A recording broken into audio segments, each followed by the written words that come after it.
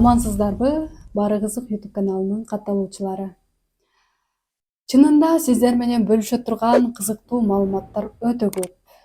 Бирок ошолордун ичинен бүгүн чынында кызыктуу жана атактуу болуп жаткан бир турак жай таап алдым.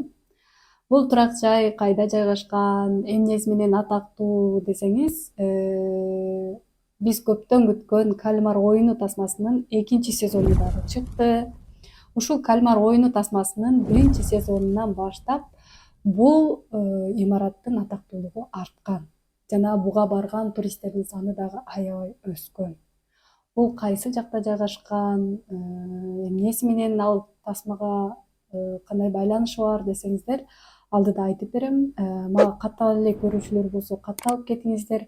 Кандайдыр бир ой, пикирлер жаралса, комментарийде бөлүшүп кетиңиздер, анда көрүп чыгыңыздар.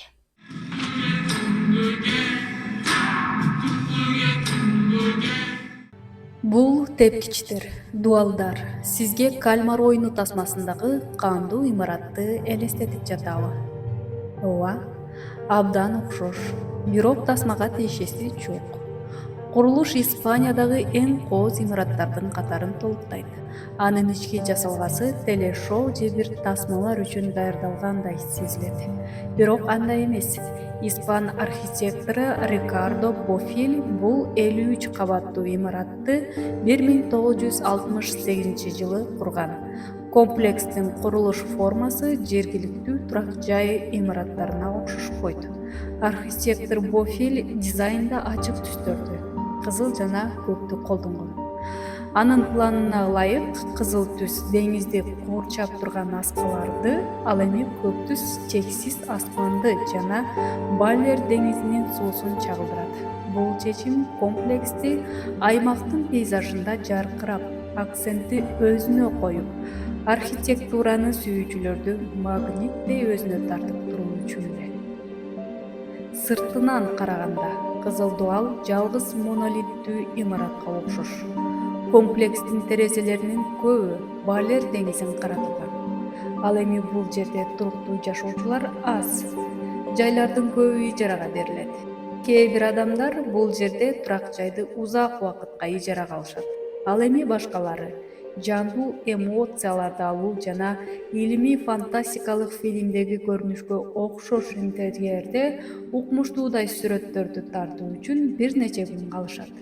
Бүгүнкү күндө Кальмар оюну тартылган үйдө жашоо үчүн келген туристтердин саны өтө көп болгондуктан баруу үчүн алдын ала кезекке туруп коюу керектелип, жашоо баасы бир күнгө $300, ал эми сомго 28 000 сомду чакчыйт экен. Бирок мындай кымбат баа туристтерди үркүтпөйт. Архитектуралык шедеврде жашоо жана атактуу тасманын каарманы катары өзүн сезүү каалоосу материалдык чыгымдардан өйдө турат окшойт. Айтор, кызыл дуал эч кимди кайдыгер калтырбайт. Кээ бирөөлөр аны архитектуралык керемет катары көрүшсө, башкалары формалардын жана түстөрдүн таң калыштуу айкалышы катары көрүшөт экен.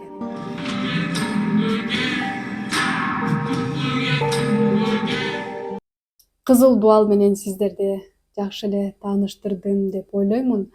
Чын эле ушул тасмадагы дуалдарга, тепкичтерге окшош бекен имарат?